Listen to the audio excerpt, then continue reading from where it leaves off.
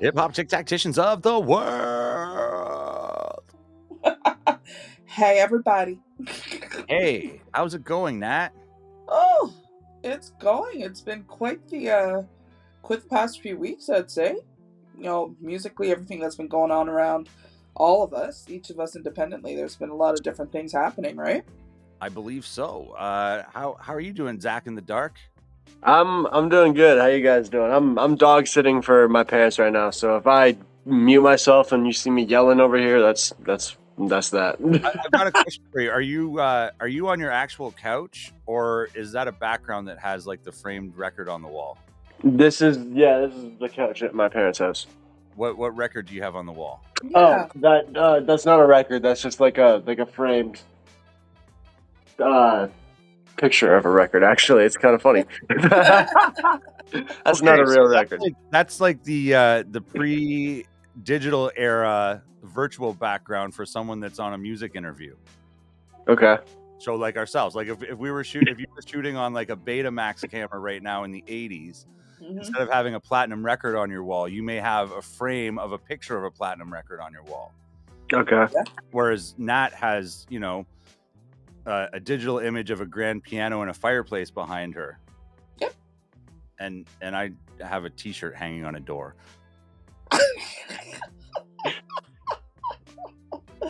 We're awesome. Yeah, for everybody who's just listening on the radio, this must be really fun for you. As Nat mentioned, it's been an eventful few weeks for everybody. I've consumed some shows. Yeah. Most recently, I went to see Cormega and Group Home at the Phoenix. How was that? Courtesy of Supreme Gene Sound System. Thank you for the tickets. And I just want to let our listeners in on a little secret of mine. Should we let them know your secret? Like, are they going to steal your secret? Let them steal my secret. I'm here to serve the people. Okay. So, anybody who's listening who doesn't follow Jason Frost Harris or Supreme Gene Sound System are missing out on many contest opportunities to win tickets to, in my opinion, some of the best hip hop shows that have been put on in the last couple years. Wow. This one most recently that we just went to, they just announced that they're doing Mobb Deep and Boot Camp Click. Maybe not Boot Camp. Someone from Duck Down and Mobb Deep on December 15th. Wow. So when I say Mobb Deep, I mean Havoc and Big Noid, but that's still like pretty amazing. Yes, that is pretty amazing. Do you know where that one's going to be at? Can I take a guess? Guess. Is it at the Opera House? No. No? Is it at the Access Club? I'm like 80% sure it's at the Phoenix. That's crazy. Oh. Which is where Cormega was last weekend and Group Home as well. They usually do Opera House or Phoenix. The only reason I didn't guess Phoenix is because I know they're closing. Yeah. I think they're trying to get as many in pause before they can. And I mean, you can't blame them, right? And that will also make people want to go more too. Oh, absolutely. I've gone 3 times to that place thinking it's the last time I'm going there. Wow. You know what I mean? Like, and it's fine. Like, I'm happy to go more times. Of course. Of course. So who's the opening act? It's almost like when, and I can speak this from experience, it's not a joke even. When you've got a family member in the hospital who gets a little bit better, and then you think, okay, they're coming home, and then they get like so sick that they call you in and they're like, okay, this is it. And then they get a little bit better, and then they keep calling you in because it's the last time. That's what you're doing to us, Phoenix. Yep, that is true. You can't keep it. It's like a Phil Collins farewell tour. I keep making, last time at the Phoenix, last time at the Phoenix, last time at the Phoenix. Thanks for the memories. Oh my God. But who was the opening act, Finn? Okay, so there was this female artist from Brooklyn. Oh. I'm going to say her name wrong. Nejma Nefertiti. Okay. And holy shit. every part of her performance was like exactly like it hit every checkbox. Oh, explain. Beat selection, Okay. the way she carried herself on stage, both vocally Okay. and like moving around on stage too, like, you know, filling the whole stage with just one person, no hype man. Yeah. Engaging with the audience, just like top-notch performer. Really? How long Yes. was her set? Like 15 to 20. Okay. It's not bad. Yeah. And that's what I really liked about this show too, is that they were, you know, 15-minute opening sets. They weren't these half hour, which, you know, most people are too tired after 4 hours of seeing openers, or unfortunately the people that are opening first don't have a very full room because of that. Right. So Right. I thought this was perfect. You know, they had doors at 8. The openers hit the stage around, you know, 10, and the show was over at, you know, 1:32, whatever. Not But bad. it wasn't like a big ordeal, you know what I mean? Like, we got there Yeah. shortly after 10 while this person was on stage. Wow. And then Asen Eastwood was Yes. after her. How And was he? he's always very good. Mm-hmm. And then I can't remember his whole name. I've forgotten this name so many times this weekend. Something the Pirate, but Okay. in my opinion, his performance was probably the least compelling for me, at least, of everybody of the night. Okay. Was it because of like the beat selection and stuff, or his flow? So if I had to rank people's performance in order for me of like most enjoyable to least, Right. I would go Nejma Nefertiti, the very first one I saw. Like, I missed the first half of her set, unfortunately. Mm-hmm. Then Group Home, Okay. then Cormega, Okay. then Asun, then the Pirate. That's an interesting list. And how And you broke it down. who gets like the MVP award of everything is DJ Merciless, who Oh. DJ'd for all of those artists flawlessly. Perfect. Yeah. But he's a boss anyway, so. So good. Yeah. Okay, so tell me more about the Comrega set. His vocals were too low. Ah. And I really like Cormega. Yeah. But I wouldn't even say he's probably in my top 100. Okay. I rank Group Home higher. So I enjoyed their set a lot because I know their songs more than I know the Cormega songs. Okay. And it's just because Group Home had Primo at the height of his best era. Right. Like, every beat on that Group Home album is a smash. Right. And Primo did, I think, every single beat on the album. Mm-hmm. So you can't fail.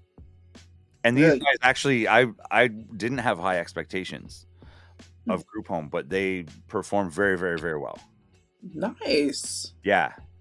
Nice. Why did I think what's his name? Why did I think like Mike Guts and Dre Specs was gonna be on stage? Or did I? Oh, because they won contests like I did. Oh. That's what I'm saying. Like, there's so much opportunity to win tickets from following these two, Jason Frost Harris and Supreme Jeans. He gave away so many tickets on contests, and I thought, oh, this must mean that not a lot were sold, but the place was pretty full. Oh, so snap. They're probably doing it for, well, I mean, Mobb Deep should probably sell pretty quick anyway, but like any show that they do, they give away so many on contests, and you just have to share and like, and, you know, say I'm going to be at this place, whatever. Like that's just kind of that's why you thought they were maybe going to be on stages. They said they were going to be there, but that was they were giving tickets. Yeah, I definitely thought that they were going to be performing. Okay, that's still cool. Yeah, I hung out with Jay Specs while I was there. Also, shout out to Swan and Dustin Wareham. Oh yeah, and I saw the back of Jenny and Danny's heads, but they are always front and center at every single show. And honestly, I don't have the energy or the elbows to get that close to the stage. I like how you said elbows. You see Jason now. I honestly, like, Dre Specs messaged me and said kind of where he was, and I was like, we're near the back by the bathrooms, come find us, and then maybe we'll come up with you. And we did. Oh, there you go. But like, I have no interest to like elbow my way through crowds anymore. That's a part of my life that's done. Same. I'll find myself in a little spot. As long as I can hear, I'm a happy lady. Yeah, and generally the sound booth area is not as busy, and that's quite often the best place to listen from. Right. Because he's setting the volume from there. True. Very, very true. So yeah, if you're going from like a listening perspective, the front of the room is not always best. Nope. I know that already. So you were at a wedding this weekend, I heard. Oh yeah, it was a lot of fun. It was very nice. Very, very nice. I actually picked up the microphone. It was pretty fun. Yeah. Pretty fun. Yeah. It was unfortunate that the DJ at the time wasn't the DJ I had previously spoken to and had provided my tracks to. Okay. So because we're in a remote area, I had to be very quick on my feet, and I had decided just last minute, instead of doing 3, just to do 1 song. And I was quite surprised with the reception of it. Excellent. Quite surprised. So what did you sing? Turn Your Lights Down Low. I felt like it was fitting for this type of wedding. Yeah. Excellent. Yeah, it was really good. A lot of, like, the kids were dancing, which I thought was sweet, but my intentions were to have the older folk get up and, dance to some lovers rock. That's how I positioned it. Mm-hmm. But 3 children instead decided to be my dancers, which I thought was the best thing ever. Yeah, there you go. It was very, very, very cute. Very cute. MC stands for move the crowd, so pretty much. Yeah. Pretty much. And I think the video that Kurt had captured, I think I'm over 200 plays right now. Beautiful. I was like, wow, okay, that works. I ended up meeting another artist. He was a part of a band called God Made Me Funky. And he's got a bit of a story to tell. And almost similar to my past dealings with my band, a little bit of a similar type of escapade, so easier for me to say it that way. Yeah, I think I'm gonna have him on the show just so he can chat about it. And him and his band back in the 90s, they won a Much Music Award. Like, they were pretty big back then, and it's unfortunate how things play out. That's the way life goes. But just talking to him, I could tell he has a little bit of a story to tell, and I could see after I performed that song, that's when he was introduced to me. There's something in there that he wants to do something else. He wants to put something out there, but there's probably a little bit of a wall that's kind of making him not want to. Something similar I'm going through. So yeah, I think it would be a good idea to have him on and chat with him a bit. Yeah, that'd be a lot of fun. Yeah. I know, Mr. Zach, you were in the studio recently, were you not? Was I? Didn't you go and record some stuff a couple weeks ago? Yeah. When we recorded our Dax Flow interview, you were at a studio, I had thought. Right. Yes. That is true. I was just curious where we were. Yeah. I guess that is true. I didn't really do anything crazy. I got 2 tracks done. I have to go back this weekend again, which is why I was kind of thrown off.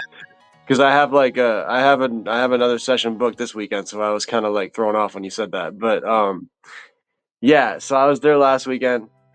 No brand, got 2 done. One of which I'm shooting a video for later this month. Right on. The other one I'm shooting a video for next month.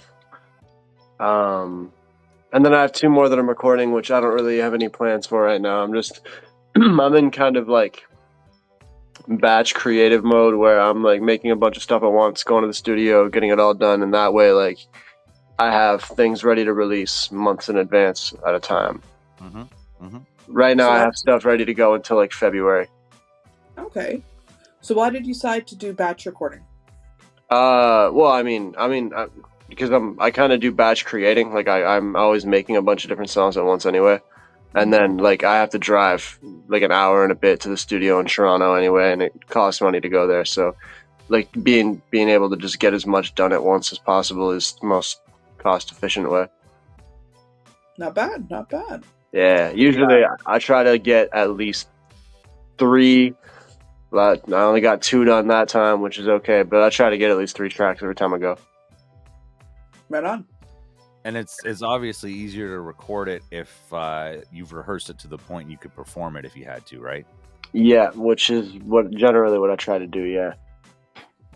Smart.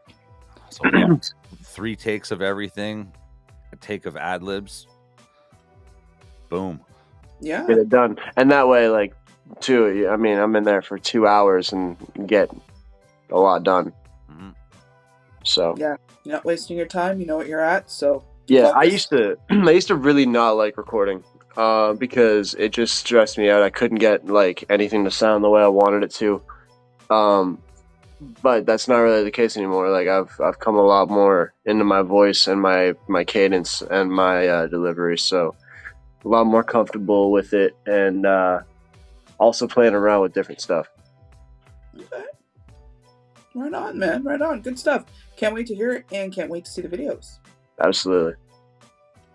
Yeah, Jay, don't you got something coming up too? Yeah, by the time you hear this, it'll be done. Oh, right.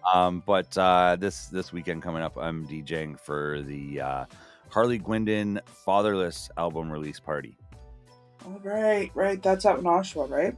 That is at the Bond Street Event Center. I have not been in that room. It's upstairs from Club 222, the one that I said I love playing at. Yeah. So that's where it was booked for initially, and that place sold out in 38 hours. So they said maybe you need the big room. Yeah. So the spot we're performing at holds 1,400. Wow. And Yeah. who's performing? So obviously Harley Gwindon. Yeah. Young Stitch. Oh, really? Billy Marks. Okay. Shizzy. Milestone. Pound Banga. And Playboy Bandito. Right on. Yeah. Should be an all right night then. I would hope so. Yeah. And actually, it's kind of an all day thing. I think they have. I mean, it sounds like I'm running an advertisement now, and it's already passed when you hear it. But I think they're running stuff at the store all day, like activities and things like that. And then our thing is like doors at 6, and it's done by 10. Ooh, that's not bad. If you had a ticket to the show, you get into the after party, which is at the 504 Club. All the clubs in Oshawa are just numbers now. I think in most towns they are actually. That's funny. I was gonna ask about that, but yeah. Shout out to 180 in Peterborough. Wait, isn't there something? Oh, it's Nate Skulls. They're doing something in Peterborough, aren't they? I don't think so. Oh, I thought there was an event happening. Days is going to be opening for Swollen members in Peterborough on November 22nd. That's what I'm thinking of. I was originally booked to run front of house sound for that event, but I'm no longer required for that. The person who would normally do that has freed up. So, yeah, I might go watch anyway. Yeah, it's not too far for you anyway, right? I think it's a Friday. So yeah, it's fine. Yeah, that's not bad. Yeah, not bad at all. Those weeknight shows kill me sometimes. Yes, actually, in all factuality, I would go to watch the openers, and I like Mocha only, but I don't particularly care for like a lot of Smollen members' music. So right. I'd probably just go and watch the openers. I see. There's nothing wrong with that. You're still paying. And that's no shade. It's just like the type of music I listen to. I know more Zay's songs than I know of Swollen members. Right. That's not bad. That's not bad. I know more like solo Mad Child stuff than I do Swollen members. I don't really. I got into Mocha Only's beat tapes because I like Mocha Only a lot. He makes beats, and it's kind of a strange mix. Some instrumental just like some jazzy stuff that's like cool to have on. But also when we had him on the show, I want to say 6 or 7 years ago now, he told us his most famous thing that he worked on, and it kind of blew my mind because it doesn't sound like anything up, the Swollen Members alley. And he did Steal My Sunshine. He did? Yeah. Len? Yeah. Wow. Actually, I think. Wait a second. I was on that interview, wasn't I? You may have been. Because I think I had the same face when we found that out. I was like, what? I know Bergs definitely was on it because he hooked it up. Well, that's Bergs, a trip, and definitely not. I still to this day don't know how he did it, but he got us some pretty awesome interviews in his era. He did. Thank you. Thank you, what Bergs. I can say that. Definitely what I can say. Didn't he design the Zach Weston logo? He actually, yes, he did. And he honestly, dude, that is like, I love that logo, and that logo is a big part of my life. So he, yeah, shut up, Bergs. You know what? I think that the graphic side of hip hop quite often gets downplayed, mentioned less, I would say. So while we're on the topic, shout out to Taylor Curtin, who designed my logo. Yeah. And yours is dope. Kurt designed yours, didn't he? He sure did. Little chick with the afro. That's me. And it's also just super important. Like, you have to have some graphics that look good. You know what I mean? Like, the visual media is very important nowadays when it comes to musicianship. Oh, yeah. Absolutely. Like, I used an app to like Taylor did my DJ Tactic one. Right. Which is very good too. Yeah, I love that. Free app back in, I want to say 2015, to design my Doing the Music one. And it became very apparent a couple of years ago that the weed dispensary one plant used the same app as me. Oh Lord. Drive past the one plant and tell me we don't have the same logo. Actually, now that you mention it, you do. But my question, I should have done a paid template. So if I wanted like my name done all cool, that'd be a cool. Taylor Curtin would be a good person to go to for that. Oh, absolutely. All right, cool. Because like I got like the ZW like logo, but like I kind of want like my name in a cool font to put up. You know what I mean? Yeah. Yeah, like he's like the person I know who knows the most about like graffiti art and stuff like that. Okay, sick. That's perfect. Dope. All right. Hit him up. Nice. That's perfect. So, you said that you had like a list of like different types of submissions that came your way, Jay? Yeah, we got quite a few submissions over the last, I want to say month or so that we've been running interviews and haven't had time to play them. So many that I can't really mention them all right now, but I know that we have some from Imperative. Okay.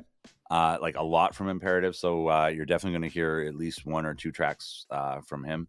I want to set up an interview with him because I find what he does very, very interesting. Yeah, we should. He's been doing beat showcases. Wow. Really? So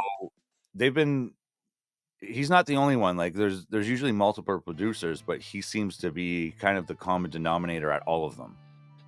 Interesting. Where they kind of just bring like their MPC or their whatever they make it on and set up on the stage and like live play their beats. Wow. And some of them have turntables and like incorporate that, and some have synths, and it's really cool. It's really awesome. It's usually like an opening segment before one of more hour lane hip hop shows. I might like. Do you know what I mean? Yeah. Like I think the last time I was at one was like before Rusty Jukes. Oh, okay. So like super underground, but like artsy-ish underground. You know what I mean? Yeah. Yeah. I'd go to something like that. Oh, totally. Like that. That type of showcase is designed for us. Yeah. Yeah. Next time you hear something like that, pop up, Like and that's it's like on a weekend. Let me know. yeah. That would be pretty cool, I think. Yeah, for sure. Well, Flip, we're gonna have like an hour and a half of music to play, aren't we? Yeah, More. and also I think this will air sometime around Halloween. Yeah, I think so too, actually. So if it does, I have an idea for the picture. You send it over. I'm going Willy Wonka. Oh boy. And my kids are Oompa Loompas. Oh, nice. Boy. That's cool. I can't wait to see this. I go to this auction website and I found a purple suit for like $6. Too funny. I can't wait to see this. And it's not a costume. It's like meant to be like a nice purple suit. That's what I thought. I'm looking forward to that. Holy smokes. All right, man. So, Mr. DJ, you want to set that the list up so that we can jam with the rest of our people for the rest of the night, or what? I think we could do that. Yeah? Yeah. Let's do it. Let's do it. Everybody sit back, grab a drink, or whatever your pleasure is. Oh, I think we should tell our listeners a funny story. Like for the people that actually tune in to either trentradio.ca or the FM as it airs. The week before last, you may have been trying to listen to a Nathan Skulls episode, and something very funny happened. Almost felt a little out of sort. Like it was someone whose show was on at a different time. And different day. Mistook the time and day and turned off the pre-recording and did a live show on top of ours, which I think is so fitting for a stoner rap episode to be replaced by like, oh my god, what day is it? So I'm not gonna say who it was, but like I will say that the way that he messaged us and explained the whole thing was the way that they messaged us and explained the whole thing was super like awesome, and it was took a lot of courage to like own up to that, and it was a very funny story. And you know, if the episode just aired, we wouldn't think anything of it, but 5 years from now we still have a funny story, so thank you for that. I appreciate that. So I don't think we would have really noticed until after the fact. That, you know what, like they apologized, but it made my college radio experience better. I have another story to tell. Absolutely. Stuff like that doesn't always happen. It really doesn't. And we're back. So needless to say, yes, we had to do a repeat. But it's all good, man. It's all good. But I put out a post to Peterborough people to tune in. Yes, I did see that. I want it to be like one of those live radio ones where anybody with a radio is listening to it, because I know 420 Click has fans in Peterborough. Yes, they do. Yes, they do. And they'll love it. Because Nate Skulls is quite talented. Well, yeah, and soon they'll have some Nate Skulls solo fans too.